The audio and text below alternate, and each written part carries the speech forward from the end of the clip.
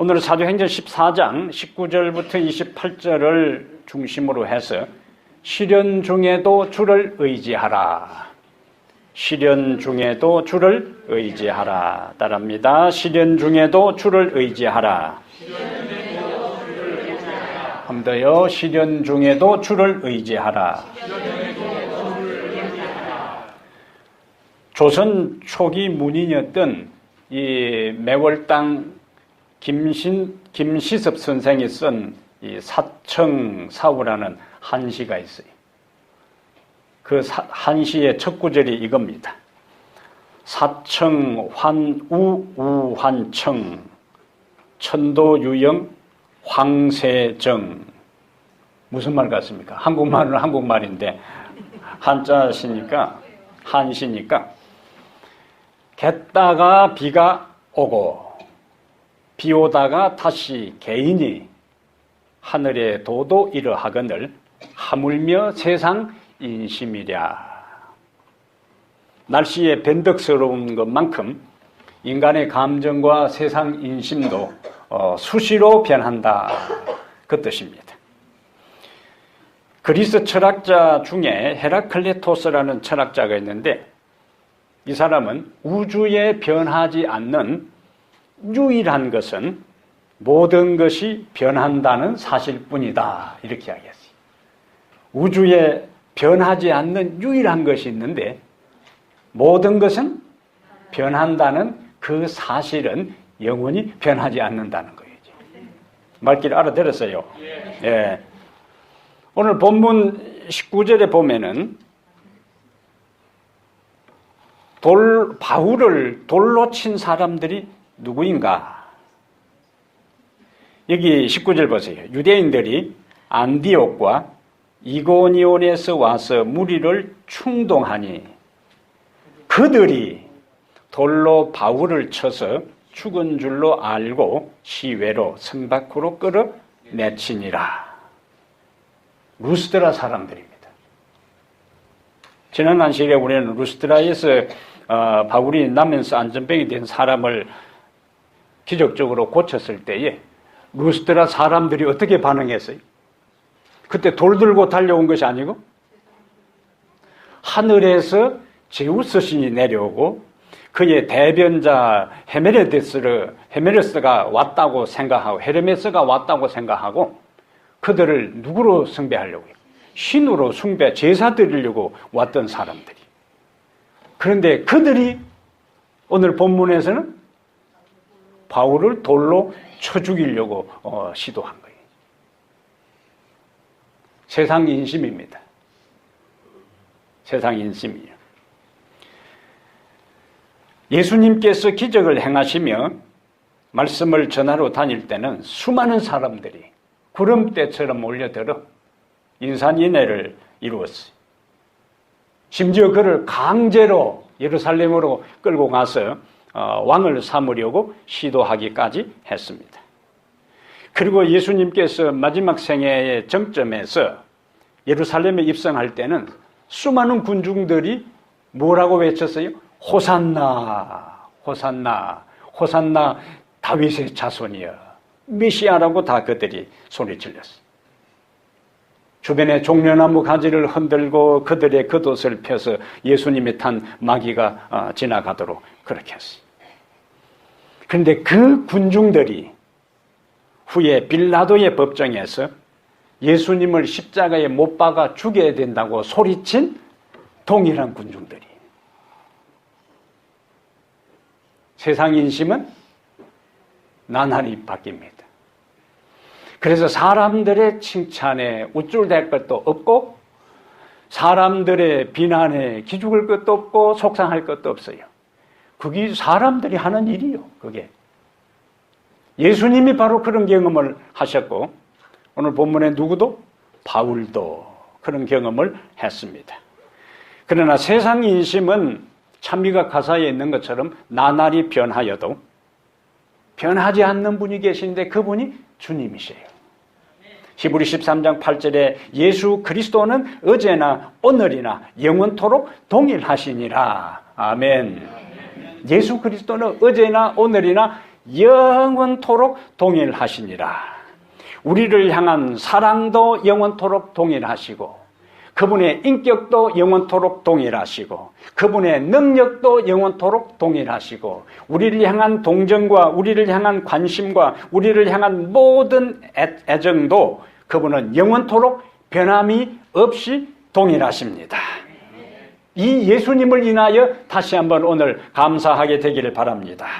영원토록 변함없고 동일하신 분이기 때문에 오늘 또 우리는 그분을 찬양할 수 있고, 오늘 또 우리는 그분에게 기도할 수 있고, 오늘 또 우리는 그분을 마음껏 높일 수가 있습니다. 그렇다면 이 예수님을 믿는 사람들은 어떻게 살아야 하는가? 오늘 본문에서 우리에게 말씀해 주는 첫 번째 메시지는 헛된 열심에서 벗어나라. 예수님, 영원히 변치 않는 예수님을 믿는 사람들은 첫 번째 어떻게 해야 된다고요? 헛된 열심에서 벗어나라. 거기 이제 19절이에요. 주어가 어떻게 시작됩니까? 유대인들이 어디에서 왔어요? 안디옥과 이고니온에서 와서 무리를 충동하니 그들이 돌로 바울을 치는 장면이 나와요. 바울이 복음을 전하기 위해서 가는 곳곳마다 그 복음을 전하는 것을 방해하기 위해 등장하는 전문 방해꾼들이 있는데 이들은 지치지 않는 열심을 가지고 있었어요. 옆 동네에서 이 사람들이 찾아온 게 아니에요. 루스드라까지 안디옥과 이고니온에서 그들이 무리를 지어서 여기까지 찾아왔습니다. 그리고 찾아온 것으로 끝나지 않고 루스드라 사람들을 뭐 해서? 충동질해서 바울을 돌로 쳐 죽이도록 그렇게 선동했어요. 13장 50절에는 비시디아 안디옥에 바울이 복음을 전할 때에 이에 누가? 유대인들이 경건한 기부인들과 그 신의 유력자들을 선동하여 바울과 바나바를 박해하게 하여 그 지역에서 쫓아내니 14장 5절에는 이방인과 유대인과 그 관리들이 두 사도를 모욕하며 돌로 치려고 달려드니 처음에는 다른 사람을 선동해서 그냥 쫓아냈고 두 번째는 직접 가해하기 위해서 돌로 들고 달려들었고 그 다음에 오늘 본문에서는 유대인들의 충동을 받아서 루스드라 사람들이 결국 바울을 돌로 죽을 만큼 쳐 죽이는 장면이. 그 중심에 누가 있는가? 유대인들이 있는 거예요. 이들은 열심은 있는데 이 보통 열심이 아니잖아요. 가는 곳마다 도시락 싸들며 다니면서 하나님의 복음을 전하는 사람을 집요하게 만큼 끈질기게 고무줄처럼 끊어지지 않게 이들이 따라다니면서 무자비하게 이들을 복음을 전하는 사람을 박해하는 것을 보게 돼요. 어떤 열심이요? 헛된 열심이에요. 사람은 육체와 정신과 영으로 구성된 존재입니다. 육체는 정신의 지배를 받고 정신은 영의 지배를 받습니다. 그래서 그 영의 주인이 누구냐에 따라서 그 육체와 정신의 주인의 어떤 영이 지배하느냐에 따라서 그 인생의 삶의 방향이 결정됩니다. 그러면 유대인들은 지금 헛된 열심을 가지고 복음을 전하는 구원의 기별을 전하는 하나님의 생명의 기별을 전하는 자를 생명을 죽은 사람을 살리는 기별을 전하는 사람을 찾아와서 죽이려고 하는 이런 너무나 모순된 모습을 헛된 열심을 가지고 자행하는 것을 볼 수가 있습니다. 그럼 왜 이와 같은 현상이 생기는가? 마태복음 12장 가보겠습니다. 마태복음 12장에 마태복음 12장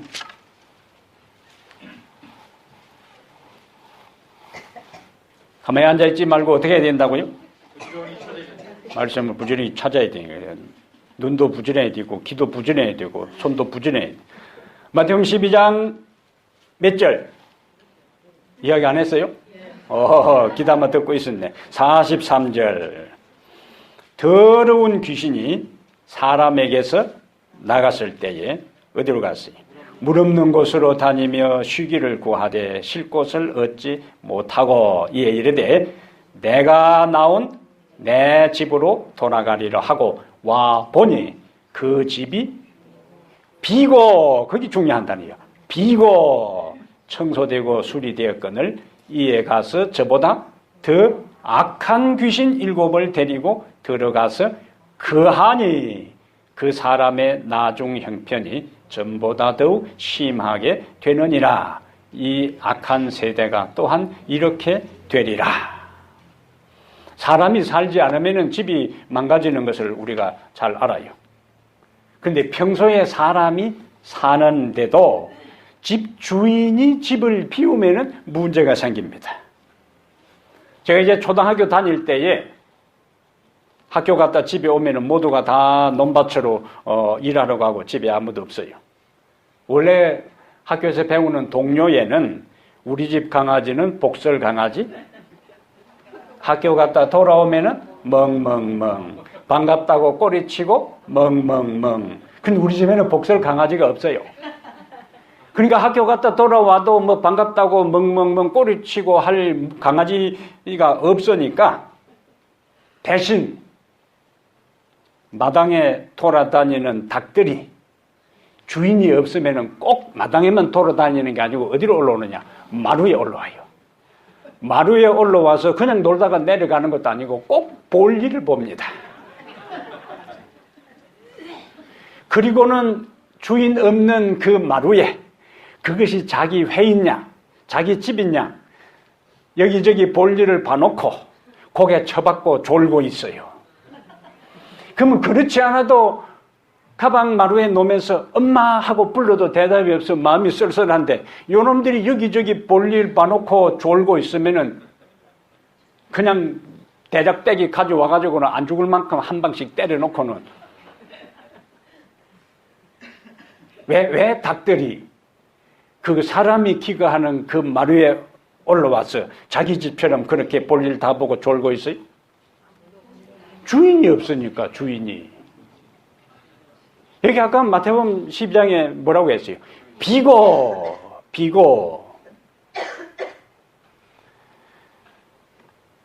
비고 청소되고 소재되고 수리되고 주인이 없으면은 아무리 깨끗하게 정리를 하고 청소해놔도 곧 망가지고 마는 거예요.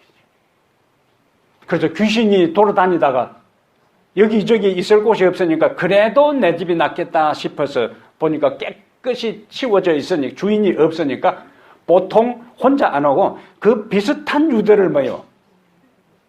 데리고 오는 거예요. 그래서 7 귀신을 데리고 와서 그 집에 살다 보니까 그 사람의 나중 형편이 처음보다 더 심하게 되더라.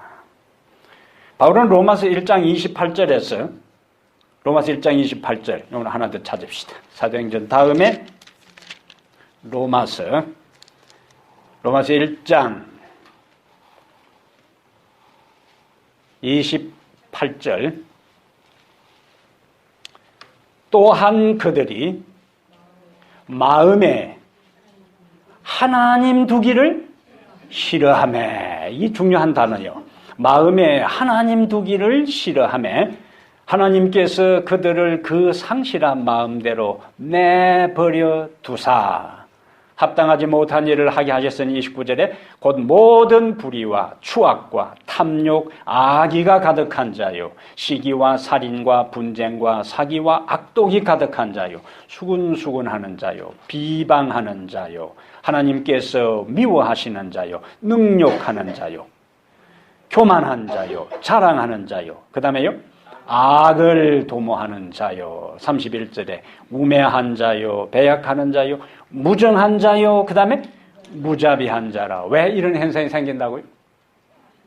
그 마음에 하나님 두기를 싫어하매 하나님이 계시지 않는 마음에 빈 공간으로 있을 수가 없어요. 거기에 이런 온갖 잡다한 것들이 그 마음을 가득 채우게 됩니다. 유대인들은 예수님을 지금 주인으로 영접하지 않은 거예요. 그러니까 그 빈 공간에 사단이 자신의 거처로 삼아서 그들의 정신을, 그들의 마음을, 그들의 영을, 혼을 지금 완전히 장악하고 지배하고 있어요. 그들의 열심은 예수님을 위한 열심이 아니고 성령의 감동 받은 열심이 아니고 사단에 의한 열심이고 사단을 위한 열심이고 사단의 충동에 의한 거짓된 악령에 의한 열심으로 그들이 끈질기게 하나님의 사업을 방해하고 있습니다. 예수님을 진짜 주인으로 모시지 않으면 이런 현상이 생기는 거예요. 오늘 우리는 우리의 마음에 성령을 주인으로 모시게 되기를 바랍니다. 말씀으로 가득 채우게 되기를 바랍니다. 진리로 가득 채우게 되기를 바랍니다. 사랑으로 가득 채우게 되기를 바랍니다. 그래서 모든 잘못된 거짓된 영에 의한 헛된 열심에서 벗어나 주를 위한 열심으로 돌아서게 되기를 축복합니다. 다시 본문에서요, 사도행전 14장 두 번째, 주님을 믿고 살아가는 사람들은 어떻게 살아야 되는가? 이제는 헛된 열심에서 벗어나 주를 위한 열심으로 전진하라. 주를 위한 열심으로 전진하라. 사도행전 14장 20절에 바울이 이제 돌에 맞았어요. 제자들이 둘러섰을 때에 바울이 일어나 루스드라 성에 정내미가 떨어져서 뒤도 돌아보지 않고 바로 배를 타고 안디옥으로 돌아갔더라. 그렇게 되어 있지 않잖아요. 어떻게 되어 있어요? 제자들이 둘러섰을 때에 바울이 일어나? 그냥 성이 아니고 그 성에 들어갔다. 그 성이 어디요? 루스드라 성이에요.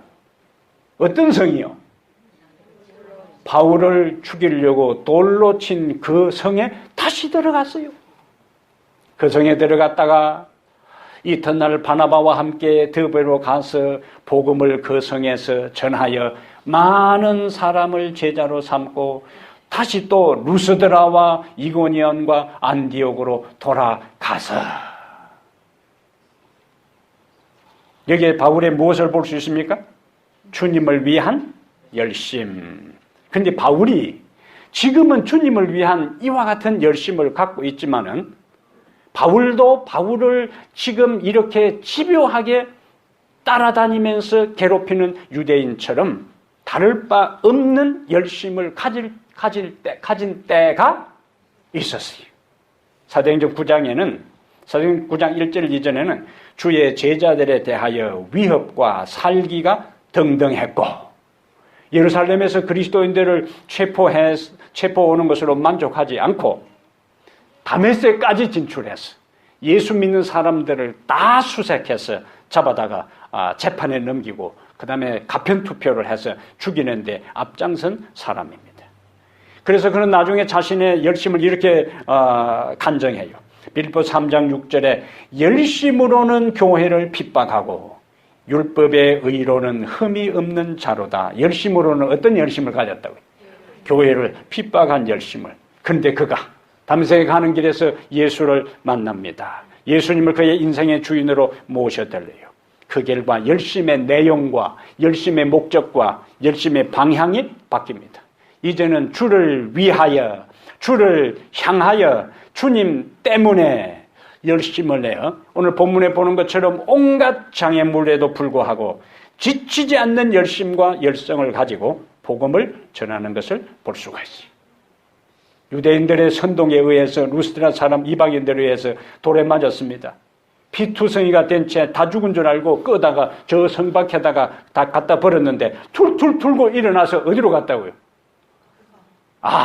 다시 그 루스드라 성으로 갔어요. 여러분 이것이 이 맨정신 가지고 현실적으로 가능하겠어요? 이거는 일반적인 맨정신 가정으로 이거는 불가능한 일입니다. 그리고는 그 다음날 또 아무 일도 없었던 듯이 바나바와 함께 더베로 가서 복음을 전하고 그리고 다시 루스드라에 가서 21절에 보니까 루스드라와 이고니온과 안디옥으로 돌아가서 복음을 전하는 것을 볼 수가 있어요. 들어갔다가 잘못하면 어떻게 될 수 있는데? 죽을 수 있는 그런 상황입니다. 보통 사람 같으면요, 그 루스드라 하면, 루 하면 벌써 어떻게 되겠어요? 이렇게 됐을 거 아니에요? 치가 떨리고 막, 루 소리만 나도 그냥, 예? 시어머니하고 갈등인 사람은 씨 하면은 벌써 그냥 이리 된다 그러는 얘기.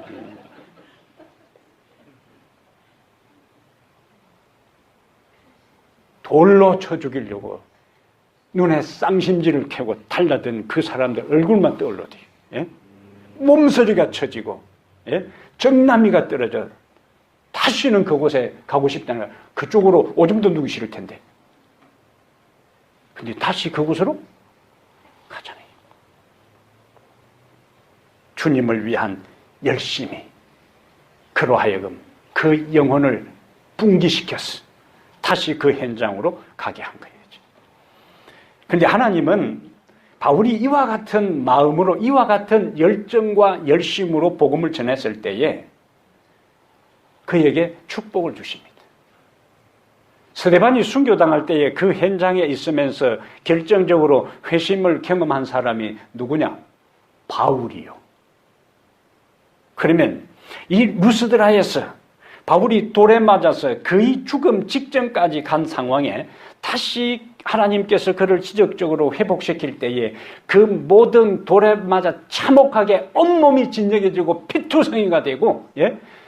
선혈이 땅바닥에 낭자한 그 현장을 목격한 사람 중에 누가 있는가? 사도행전 사도행적 184페이지에 루스드라에서 개종한 사람으로 바울의 고통을 목격하였던 사람들 가운데 후에 그리스도를 위한 탁월한 일꾼이 되고 어려운 선교 지역에서 사도와 함께 개척 사업의 시련과 기쁨을 나누어야 할 사람이 있었다. 이 사람이 바로 디모데라는 청년이었다. 디모데 전서, 디모데 후서 알아요? 네. 디모데 전서, 디모데 후서는 바로 이 루스드라에서 바울의 그 헌신적이고 희생적이고 영혼을 사랑하는 그 열정에 감동을 받고 회심한 디모데에게 보낸 바울의 영적 믿음의 아들인 디모데에게 보낸 편지가 디모데 전서, 디모데 후서예요. 그래서 바울과 함께 평생 복음의 동역자로서 그가 산 것을 우리가 볼 수가 있습니다. 우리는 오늘 복음을 전할 때에 돌에 맞는 일들이 없어요. 사람들 우리가 복음을 전할 때에 비난하고 가끔씩 뒤에서 조롱할 수는 있지만은 우리를 밀치거나 몽둥이 들고 따라오거나 우리를 돌을 들고 쳐 죽이려고 하는 일들은 없습니다. 2020년 100명의 회심한 성도 출석을 위하여 어떤 운동을 하고 있어요? 1120 운동을 지금 하고 있는데 부담이 돼요? 부담이 안 돼요? 부담이 돼요. 근데 여러분, 이 세상에 가치 있는 일 치고 저절로 되는 일 없습니다. 이 세상에 진짜 소중하고 의미 있는 일 치고 쉽게 되는 것은 없습니다. 우리가 구원받은 일이 쉽게 된 일입니까? 우리가 죄 용서받은 일이 저절로 된 일입니까? 하나님이 그 아들을 이 세상에 보내셨고 하나님의 아들은 이 세상에 사람으로 오셨고 사람으로 오신 그 하나님의 아들은 십자가에서 모진 고통 속에 돌아가심으로 우리가 그분을 믿음으로 죄 용서를 받고 구원을 받고 영생을 얻고 하나님의 자녀가 되고 하늘을 소망으로 얻을 수가 있었어요. 우리의 구원에 있었어. 우리의 용서에 있었어. 우리의 미래가 희망이 있는 이 모든 것은 저절로 쉽게 된 것이 아니고 하나님과 하나님의 아들의 희생과 그 사랑이 우리로 하여금 구원 얻게 하고 용서받게 하고 하나님의 영생에 참여하도록 하신 거예요. 그러므로 우리가 한 영혼을 하나님께로 인도하는 일에 있어서는 이것이 어렵기 때문에 일찌감치 포기하고 너무 부담이 되니까 교회를 옮겨야 되겠다 이런 단계로 임하지 말고 하나님 나에게 주님의 마음을 주십시오. 하나님 나에게 영혼을 사랑하는 마음을 주십시오. 하나님 나에게 영혼을 보내주십시오. 하나님 나에게 포기하지 않는 열심을 주십시오. 기도로 시작하게 되기를 바랍니다. 예? 2020년 12월 마지막 안식일까지 그렇게 기도해도, 그렇게 사람을 만나도, 그렇게 눈물로 호소해도, 그렇게 정심 싸주고 선물 사줘도 도저히 안 받아들인다. 어떻게 하겠어요? 하나님께서 그 사람을 보고 너는 왜 영혼도 한 명 인도하지 못했나? 말하지 않습니다. 하나님은 우리의 동기와 우리의 헌신과 우리의 수고와 우리의 열심과 우리의 마음을 가지고 판단하시는 거예요. 그러므로 부담은 갖되 그 결과에 연연하지 말고 나는 마지막 순간까지 1120 운동을 하나님께서 나에게 주신 사명으로 알고 최선을 다하면서 결과는 하나님께 맡긴다는 마음으로 임하게 되기를 바랍니다. 구도자들 다 마음속에 생각하고 있어요. 지금 우리 장로님 가져온 리스트 가운데는 우리 교인들 가운데 반 정도만 구도자를 했지, 나머지 지금 2년, 3년이 되는데 아직도 이름이 없는 사람이 있어요. 오늘 없는 사람은 가슴에 손을 얹고, 초등학교 1학년 같으면 저 벽에다가 손 들고 세워놔야 되지만 여기는 교회니까 그렇게는 할 수 없고, 아직도 구체적인 구도자가 없고 이것은 내 일이 아니고 누군가 할 것이고 나와는 상관없다고 생각하는 사람은 가슴에 손을 얹고 반성하고 지금부터 어떤 기도를 드려야 되는가? 주님의 마음을 주십시오. 영혼을 사랑하는 마음을 주십시오. 영혼을 보내 주십시오. 전할 수 있는 지혜와 용기와 담대함과 열심을 주십시오. 기도하게 되기를 바랍니다. 그러면 하나님께서 주시는 거예요. 예?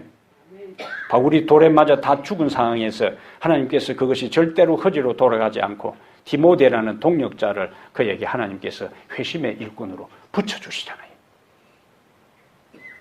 로마서 12장 11절에 부지런하여 게으르지 말고 열심을 품고 주를 섬기라 따라합니다. 부지런하여 게으르지 말고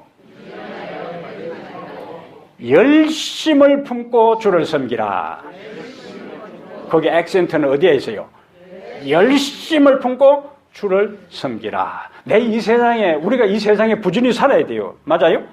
열심히 부지런히 살아야 되는데 내 묵고 사는 데만 열심히 살라 하지 말고 뭐 하는 일에도 내 인생의 삶을 위해서도 열심히 살되 열심을 품고 누구를 섬기는데요? 주를 섬기라. 베드로전서 4장 8절에는 무엇보다도 열심히 서로 사랑할지니 사랑은 허다한 죄를 덮느니라. 무엇보다도 열심히 어떻게 하라고요? 서로 사랑할지니. 혼자만 사랑하라고 하지 않고 서로 사랑할지니 사랑은 허다한 죄를 덮느니라. 옆에 사람 이야기를 하세요. 서로 사랑합시다. 눈 맞추면서 서로 사랑합시다. 열심으로 서로 사랑하라 그렇게 했어요. 베드로가 자기가 이 세상, 그가 예수님을 따라다니는 제자 시절에는 제자들끼리 서로 열심히 서로 사랑하지 못했어요.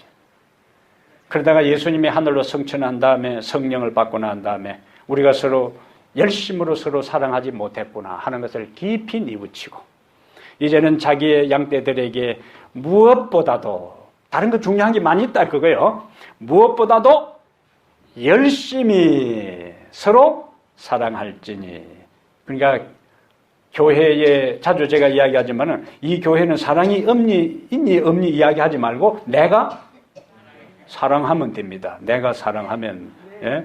교회 와서 교회가 자기에게 관심을 갖니 안 갖니 그런 소리 하지 마세요. 예? 내가 다른 사람에 먼저 관심을 갖고 다가가요. 그리고 사랑하고 사랑을 나누면은 모든 사람들이 어떻게 생각할 거예요? 이야, 이 교회는 사랑이 넘치는구나. 그런데 반대로 모두가 나만을 사랑해 주기를 원하면은 그 사람의 입에는 이 교회는 왜 이리 사랑이 없노? 그렇게 바뀌는 거예요. 단순해요. 내가 다른 사람을 사랑하고 다가가게 되면은 우리 마음속에 있는 예수의 사랑이 새록새록 솟아나서 다른 사람에게 전달되면서 세상에서 지치고 시달리고 고달픈 삶을 살다가도 교회에 나와서 모두가 나에게 다가오고 내가 다가가는 그 아름다운 사랑을 통해, 사랑의 힘을 통해, 사랑의 능력을 통해, 사랑의 파워를 통해서 우리는 세상을 헤쳐나갈 수 있는 능력을 경험할 수가 있습니다. 그래서 열심히 기도하고 열심히 찬양하고 열심히 집회 참석하고 열심히 말씀 읽고 열심을 품고 주님을 섬기게 되기를 다시 한번 축복합니다. 그 다음에 세 번째, 우리가 본문 가운데 하나님 믿는 사람들 어떻게 살아야 되는가? 22절 보겠습니다. 사도행전 14장 22절에 제자들의 마음을 굳게 하여 이 믿음에 머물러 있으라 권하고, 또 우리가 하나님의 나라에 들어가려면 많은 환난을 겪어야 할 것이라 하고, 각 교회에서 장로들을 택하여 금식 기도하며 그들이 믿는 주께 그들을 위탁하고, 세 번째, 마음을 굳게 하여 믿음에 머물러 있으라. 마음을 굳게 하고 굳세게 하여 믿음에 머물러 있으라. 바울은 이 이야기를 하면서 뭐라고 이야기해요? 22절 중간에 우리가 하나님의 나라에 들어가려면 많은 환난을 겪어야 할 것이라. 그리고는 그들이 23절에 그들이 믿는 주께 그들을 위탁했어요. 그들이 믿는 주께 그들을 위탁했어요. 바울은 고린도후서 1장 8절과 9절, 11장 23절부터 27절에 그가 경험한 이야기들을, 혹독한 고난과 환난을 경험한 것을 그가 기록하고 있습니다. 예수 믿음에는 만사 형통하는가? 예수 믿음에는 복 받는가? 예수 믿음에는 항상 기쁘고 예수 믿음에는 항상 기적을 경험하는가? 그게 아니요. 샤머니즘에서는 항상 복을 강조합니다. 샤머니즘에서 강조하는 복은 병든 사람이 낫고 시험 치면 합격하고 복 건 사면은 본전이라도 건지고 이런 것만 이제 강조하는 거예요. 샤머니즘에서는 바르게 살고 의롭게 살고 사랑하며 살고 이웃과 더불어 살고 정의를 위해 살고 역사의식을 가지고 살고 이런 걸 샤머니즘에서 가르치지 않아요. 무당이 점치면서 당신은 똑바른 역사의식을 가지고 사시오. 그런 거 가르치지 않습니다. 복채 많이 내면 복 받는다는 것만 이야기라는 거예요. 당신의 조상 귀신이 붙어서 그러니까 내한테 복채 많이 내면 그거 쫓아내 줄 테니까 돈 많이 내라고 그런 것만 이야기하는 거예요. 오늘날 많은 기독교회가 무당들이 하는 그런 것처럼 목사가 그렇게 설교하고 신자들이 옛날 점치러 가고 무당 찾아갔던 그 마음으로 교회를 찾아오는 경우가 많이 있어요. 성경은 그게 아니에요. 차원이 다릅니다. 거기서 벗어나는 거예요. 너희가 하나님의 나라에 들어가려면 많은 환난을 겪어야 하리라. 예레미야 2장 6절에 그가 우리를 애굽 땅에서 인도하여 내시고 광야 곧 사막과 구덩이 땅과 건조하고 사망의 음침한 땅, 사람이 다니지 아니하고 거주하지 아니하는 땅을 통과하게 하셨다. 이스라엘 백성들이 애굽에서 나와서 가나안 땅을 통과할 때에, 가나안 땅까지 갈 때에 바로 그냥 직행한 것이 아니고 광야, 사막, 구덩이 땅, 건조하고 사망의 음침한 땅, 사람이 다니지 아니하고 거주하지 아니한 땅, 그것을 통과했어요. 중요한 것은 예레미야 2장 6절 마지막 구절이요. 거주하지 아니하는 땅을 통과하게 하셨다. 하나님을 참으로 믿고 그분의 능력을 신뢰하고 그분의 사랑을 의지하는 이스라엘 백성들은 애굽에 나온 사람, 갈렙과 여호수아뿐만 아니라 그 20살 이하 된 모든 사람들은 그것을 다 통과했다는 게 중요한 거예요. 예? 그러나 불신하고 의심하고 불순종하고 목이 곱고 이마가 굳은 사람들은 통과하지 못했어요. 그러므로 우리가 살아가는 인생길, 우리가 살아가는 신앙의 삶이 아무리 혹독한 환경이고 거친 삶의 과정이라 할지라도 그 하나님을 의지하고 신뢰하면은 반드시 뭐 할 수 있다? 통과할 수 있다. 믿으시면 아멘. 요한복음 16장 33절에 예수님께서 너희가 세상에서 환난을 당하나 담대하라. 내가 세상을 이기었노라. 세상에서 환난을 당하나 없다 소리 하지 않았어요. 당하나 담대하라. 내가 세상을 이기었노라. 요한일서 5장 4절에 무릇 하나님께로부터 난 자마다 세상을 이기느니라. 세상을 이기는 승리는 이것이니 우리의 믿음이니라. 우리가 하나님을 향한 절대적인 신뢰와 믿음을 가지고 그분이 하신 말씀을 붙잡고 그분을 바라보고 그분을 의지하고 그분을 붙잡고 살아가게 되면은 우리의 삶이 어떤 환경에 있다 할지라도 우리는 그것을 통과하게 되고 우리는 그것을 이기게 되고 그리고 마침내 하나님 앞에 승리자로 서게 될 것입니다. 최근에 한국의 정부 수립부터 시작해서 6.25에 이르는 일련의 역사를 읽으면서 역사에 간섭하시는 하나님의 섭리에 대한 놀라운 이야기들을 발견할 수가 있었습니다. 1945년에 해방이 된 후에 우여곡절 끝에 1948년 8월 15일에 초대 대통령 이승만을 중심으로 대한민국 정부가 수립됩니다. 그런데 다음에 중요한 과제는 유엔에 이 대한민국이 합법적인 정부라는 승인을 얻는 것이 중요해요.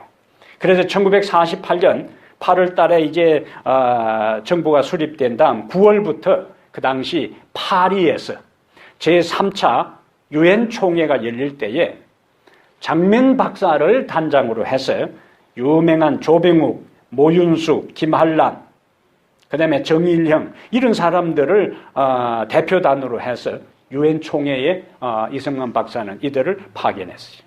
그런데 문제는 유엔 총회에서는 소련 유엔 대표인 비신스키, 이름도 아주 기분 나빠요.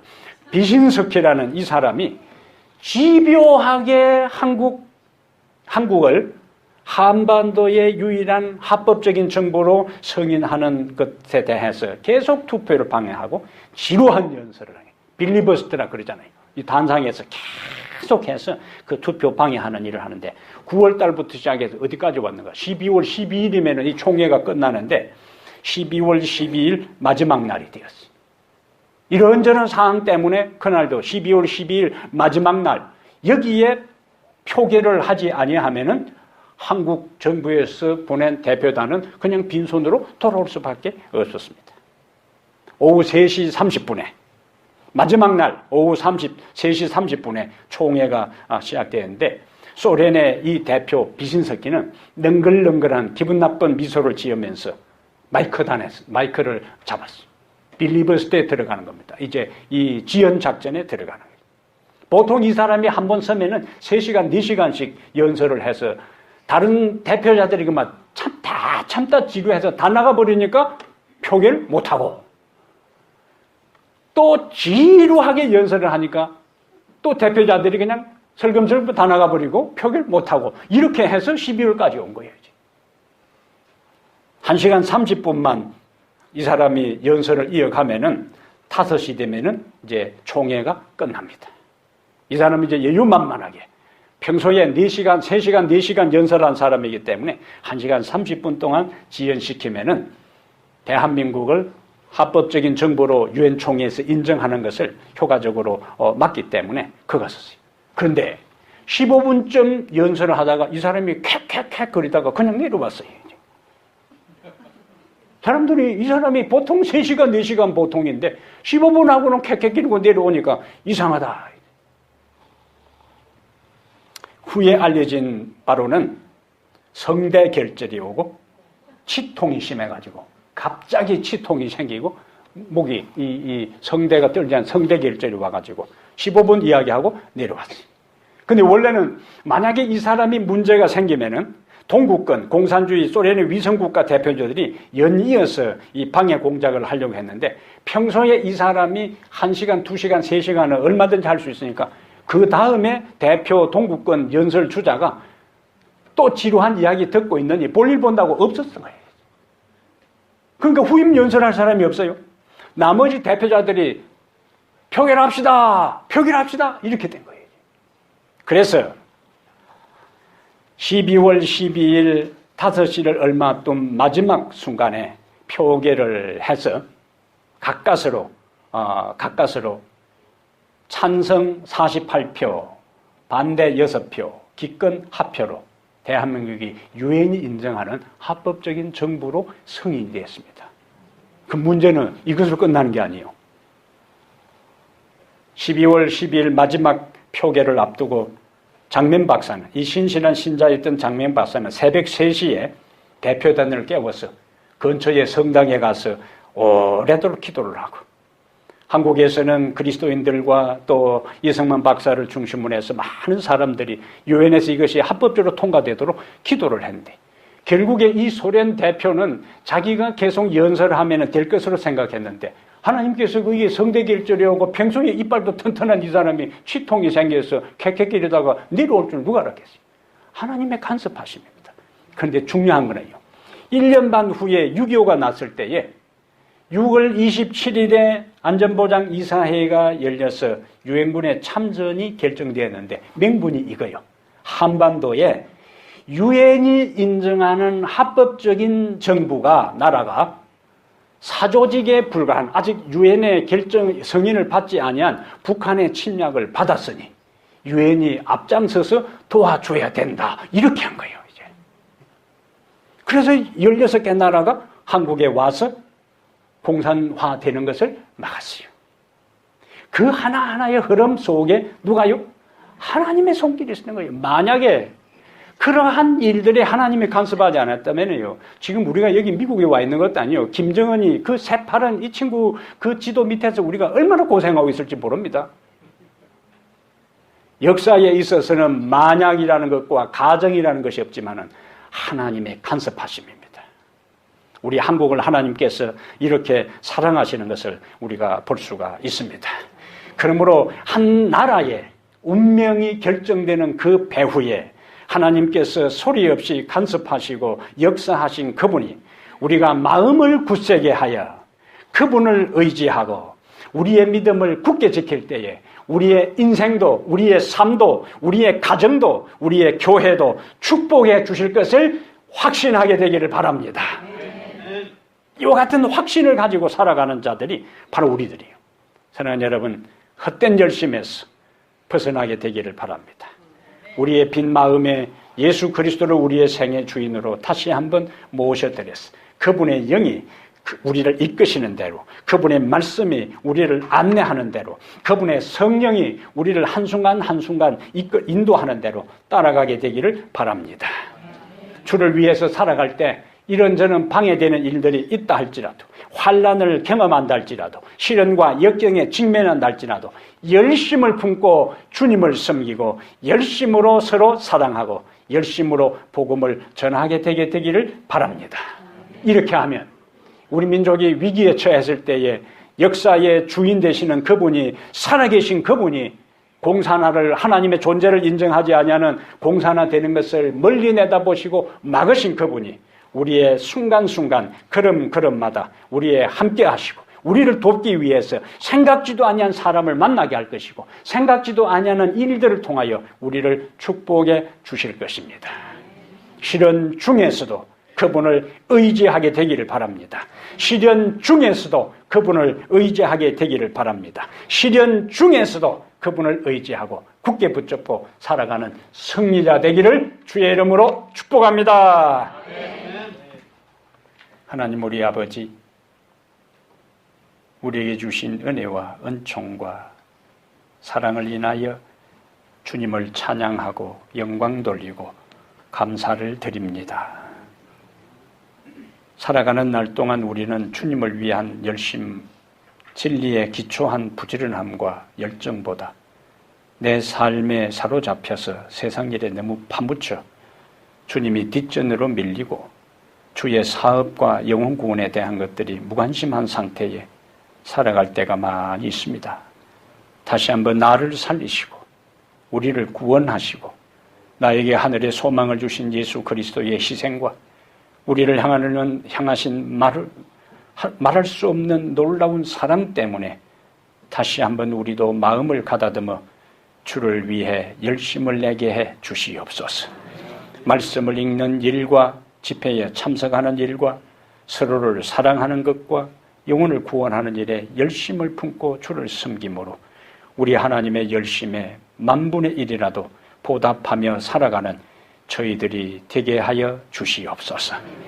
세상을 살아갈 때 경험하는 크고 작은 시련과 어려움 가운데서도 우리의 믿음을 굳게 하여 주님을 의지하고 어떤 환난과 역경 가운데서도 신앙을 포기하고 떠나는 대신에 끝까지 믿음으로 주님을 의지하고 바라봄으로 마침내 승리자가 되어 주 앞에 설 수 있는 우리 모두가 되게 하여 주시옵소서. 머리 숙인 주의 귀한 아들과 딸들, 마음속에 말할 수 없는 불안 속에 있는 사람도 있고 염려와 근심 속에 있는 사람도 있고 마음속에 상처와 육체적인 질병과 외로움 속에 있는 자들, 주께서 이 시간 일일이 안찰하시고 감찰하시고 위로하시고 격려하셔서 그 모든 부정적인 데서 벗어나 하나님의 사랑과 은혜 속에 감사하고 감동받고 주를 위한 할렐루야 노래를 부르며 살아가는 성도들 다 되게 하옵소서. 이제는 우리 주 예수 그리스도의 은혜와 하나님 아버지의 무한하신 사랑과 성령의 역사하심이 시련 중에서도 주를 의지하며 살아가기로 결심한 모든 성도들 머리 위에 이제부터 영원토록 함께 있을지어다. 아멘.